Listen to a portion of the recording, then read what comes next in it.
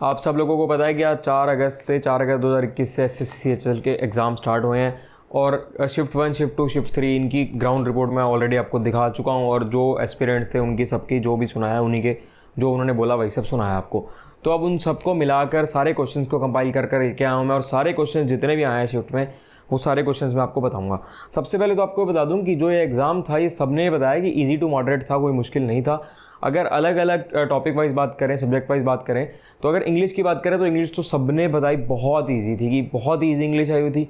Reasoning भी easy थी, difficult नहीं थी। मैथ्स थोड़ी सी कैलकुलेटिव आई थी, जैसे कि आजकल हम देख रहे हैं कि कैलकुलेटिव मैथ्स सारी आई थी, बाकी ईजी थी, कोई ज़्यादा ऐसी दिक्कत वाली थी नहीं। कुल मिला के पेपर आसान था।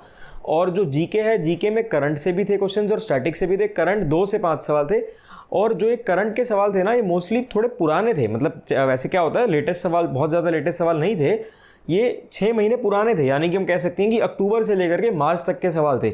और इसके पीछे एक और रीज़न हो सकता है जो मुझे लगता है कि जो CHSL की जो कुछ शिफ्ट्स का एग्ज़ाम था वो अप्रैल में हो गया था और कुछ शिफ्ट्स का अब हुआ। तो हो सकता है जब उस टाइम पे एग्जाम सेट हुआ वो उस हिसाब से सेट हुआ होगा, इसलिए अक्टूबर से लेकर के मार्च तक के मोस्टली करंट के क्वेश्चंस मिल रहे हैं।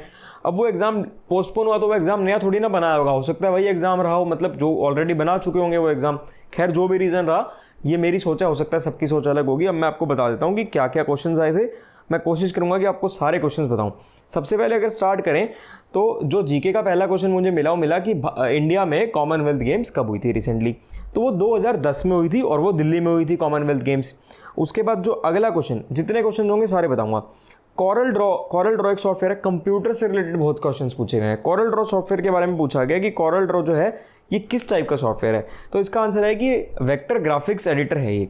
अब अगला क्वेश्चन जो है वो है कि जो अर्थ और सन के बीच में डिस्टेंस से रिलेटेड कोई क्वेश्चन था। एग्जैक्टली क्वेश्चन मुझे नहीं मिला, लेकिन सन और अर्थ में कुछ डिस्टेंस से रिलेटेड ऐसा कुछ क्वेश्चन था। अब नेक्स्ट क्वेश्चन था कि एक मोबाइल ऐप है हरिपथ नाम की, ये मोबाइल ऐप कौन सी मिनिस्ट्री ने इंडिया में लॉन्च करी है, तो जो हरिपथ ऐप है ये ministry of road transport and highways ने करी है।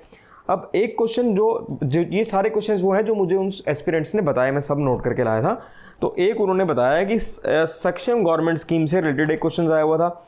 एक टेम्पल से रिलेटेड काफ़ी क्वेश्चन आ रहे हैं, टेम्पल्स के नाम पूछे जा रहे हैं, उनके एरिया पूछे जा रहे हैं कि कहाँ है कहाँ नहीं है। अब एक क्वेश्चन था हिस्ट्री से, बहुत क्वेश्चन थे, पॉलिटी से थे, मतलब काफ़ी जीके जो है मिक्स ही आई हुई थी। इब्न बतूता के बारे में पूछा कि इब्न बतूता इंडिया में कब आया था, किस राजा के दौरान आया था, तो ये तो मतलब बेसिक्स है, आप लोगों को पता होना चाहिए कि मोहम्मद बिन तुगलक के दौरान आया था। अब अगला था वॉशिंग सोडा से रिलेटेड एक क्वेश्चन था कि उसके कुछ वो दे होते कि फीचर्स और इनमें से बताना था कि कौन सा उसका फीचर नहीं है। अब एक क्वेश्चन दिया हुआ था कि ग्राउंड नट यानी कि जो मूंगफली होती है उसकी MSP पे क्वेश्चन था, ये भी एक स्टूडेंट ने बताया। तो MSP देखो 2020 से 2021 का सवाल था, लेकिन अगर 2020 से 2021 का सवाल पूछ रहा है तो आपको 21 से 22 का भी बताना चाहिए, और मतलब उससे रिसेंट भी उसके आसपास, जैसे अगर उसने ग्राउंड नट की MSP के बारे में पूछा तो आपको उसके आसपास और भी कुछ चीज़ों का पता होना चाहिए, क्योंकि जनरली ये होता है कि अगर एक पेपर में इसके MSP के बारे में पूछ रहा है तो अगले पेपर में किसी और का पूछ लेगा। इसका आंसर वैसे 5275 था। अब अगर अगले क्वेश्चन की बात करूं तो एक ये लार्जेस्ट ब्रैकिश वाटर, ये मतलब जो भी लेक्स वगैरह होती है ना, इनसे रिलेटेड एक क्वेश्चन आया हुआ था। Asia's largest fresh water lake थी या इस टाइप का कोई क्वेश्चन था, शायद से Asia's largest fresh water lake थी या उससे मिलता जुलता कुछ था, यानी कि लेक से रिलेटेड क्वेश्चन था। अब एक क्वेश्चन था कि इकोनॉमिक फ्रीडम इंडेक्स जो है ये कौन से ऑर्गेनाइजेशन के थ्रू होती है, तो ये आप लोगों को पता होना चाहिए, बिल्कुल ही बेसिक, मतलब ये ऐसी चीज़ है कि आप सब लोगों को ज़रूर पता होना चाहिए। अब 2020 वर्ल्ड स्नूकर चैंपियनशिप के बारे में पूछा गया था कि ये कहाँ पे किया गया था, तो ये इंग्लैंड में किया था। देखो 2020 का जो ये चैंपियनशिप थी ये अगस्त में हुई थी। तो देखो कि जो क्वेश्चंस करंट के पूछे गए 6 महीने पुराने, और मुझे जो रीज़न लगता है, मैंने आपको रीज़न बता दिया कि जो पेपर था वो अप्रैल में हुआ था कुछ लोगों का, तो हो सकता है कि उस वजह से ऐसा रहा होगा। इसके बाद गवर्नर ऑफ मिजोरम के बारे में पूछा हुआ था, बैटल ऑफ तराइन के बारे में पूछा हुआ था, बैटल ऑफ तराइन कब हुई थी। एक काउंसिल ऑफ मिनिस्टर से रिलेटेड क्वेश्चन था कि उनकी जो आर्टिकल होता है कॉन्स्टिट्यूशन का था कि कौन से आर्टिकल से रिलेटेड है। ग्रीन हाउस गैसेस के बारे में पूछा था। एक पूछा था स्ट्रेंज गैस कौन सी है, मतलब ये बिल्कुल बेसिक सवाल है, आप ये सारे मैं आपको सवाल बता रहा हूँ, अभी इनके आंसर भी बताऊंगा आपको आगे। स्ट्रेंज गैस है जेनॉन। एक पूछा गया था ट्री सिटी कौन सी है इंडिया में, ट्री सिटी होती है हैदराबाद। एक पूछा गया था टाइम्स किड ऑफ ईयर कौन है, गीतांजलि राव इसका आंसर है, और ये मतलब काफ़ी टाइम से ये न्यूज़ में ये चीज़ चल रही थी, तो ये चीज़ आप लोगों को ज़रूर पता होनी चाहिए। श्रीलंका के प्रेसिडेंट के बारे में पूछा गया था। उसके बाद कॉमनवेल्थ ऑफ क्रिकेट बुक है, ये बुक किसने लिखी थी इसके बारे में पूछा गया था। टैगोर लिटरेचर अवार्ड के बारे में पूछा गया था।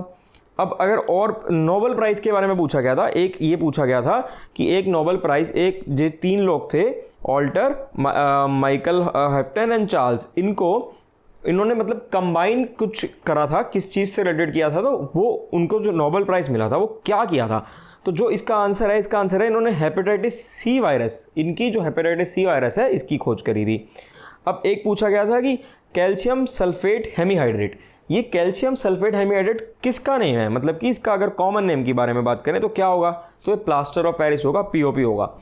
अब अगर और बताऊं तो राजस्थान से रिलेटेड भी एक क्वेश्चन था, एक नदी का क्वेश्चन था राजस्थान से रिलेटेड कि राजस्थान से किस नदी का उद्गम होता है।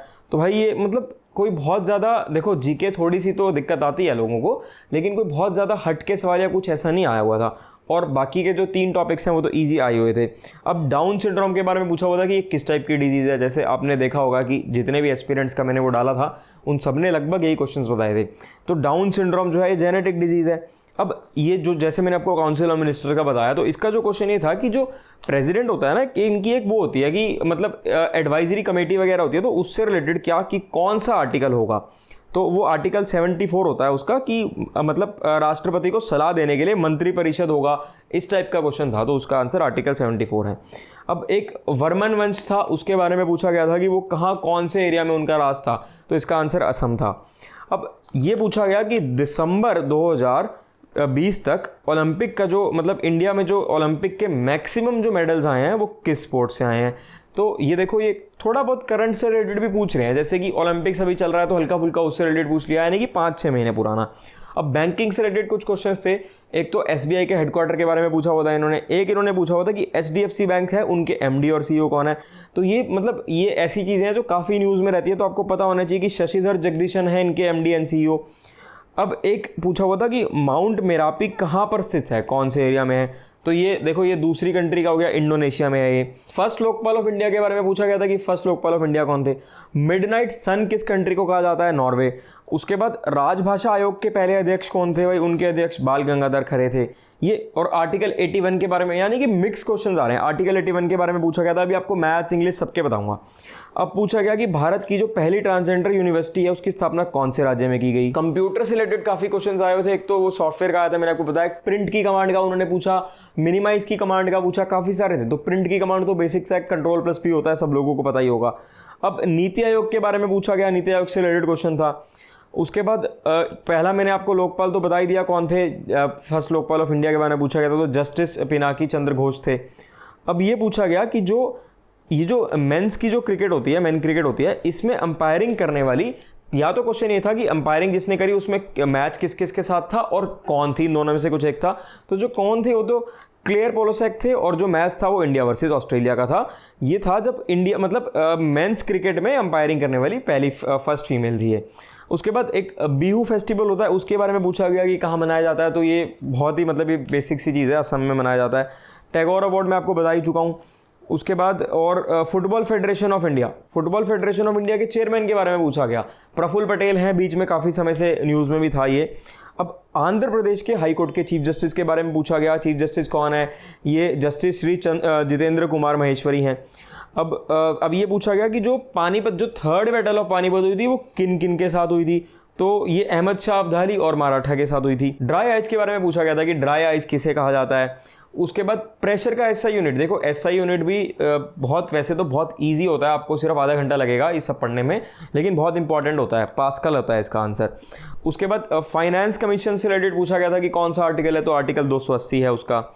अब एक ये विजयनगर साम्राज्य के बारे में पूछा गया था कि इसकी स्थापना कब हुई, कहाँ मतलब कब, कौन से सन में हुई, कौन सा एरिया था, उस टाइप से पूछा गया। और सबरीमाला टेम्पल के बारे में पूछा गया कि कौन सी स्टेट में लोकेटेड है, तो केरला में लोकेटेड है ये। उसके बाद तेलंगाना के बारे में क्वेश्चन ये पूछा गया कि तेलंगाना की स्थापना, यानी कि तेलंगाना जो स्टेट है कब बनी थी, तो ये 2014 में बनी थी। और इनके मतलब जैसे अब देखो तेलंगाना की स्टेट के बारे में पूछा जा रहा है, तो आप एक बार उनके सीएम, उनके गवर्नर, इस सब के बारे में भी पढ़ लेना, क्योंकि ये चीज़ें भी आ जाती हैं। तो ये तो थे जीके के क्वेश्चंस जो मैंने आपको बताया, जो इन 3 शिफ्ट से पूछे गए और जो मुझे मिले, मुझे वहाँ एस्पिरेंट्स ने सबने बताए।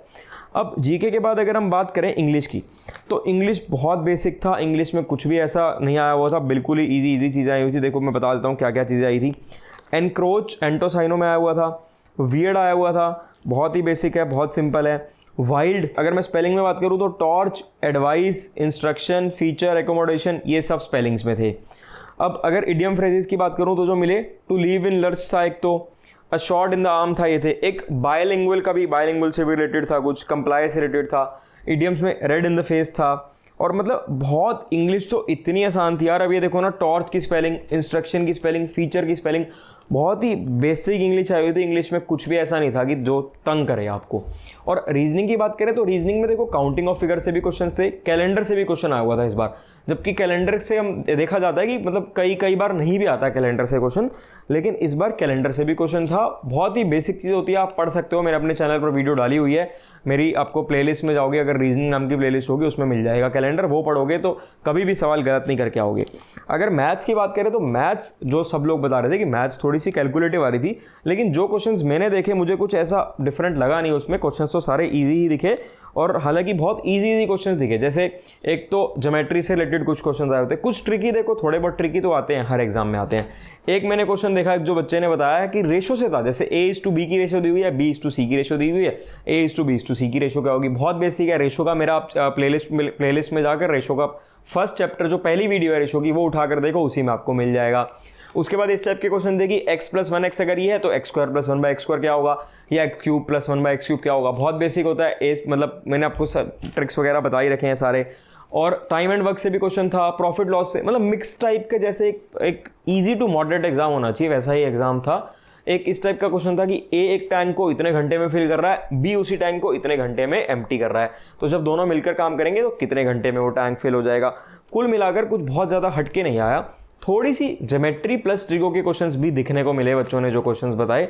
तो अगर मैं ओवरऑल बात करूं तो ओवरऑल जो है ये पेपर इजी टू मॉडरेट ही था। और देखो जिन भी लोगों ने अटेम्प्ट किया तो 75+ अटेम्प्ट तो मेरे हिसाब से ज़रूर हो जाना चाहिए था ऐसे पेपर में। कुछ ऐसा मुश्किल या कुछ ऐसा हटके था नहीं पेपर में।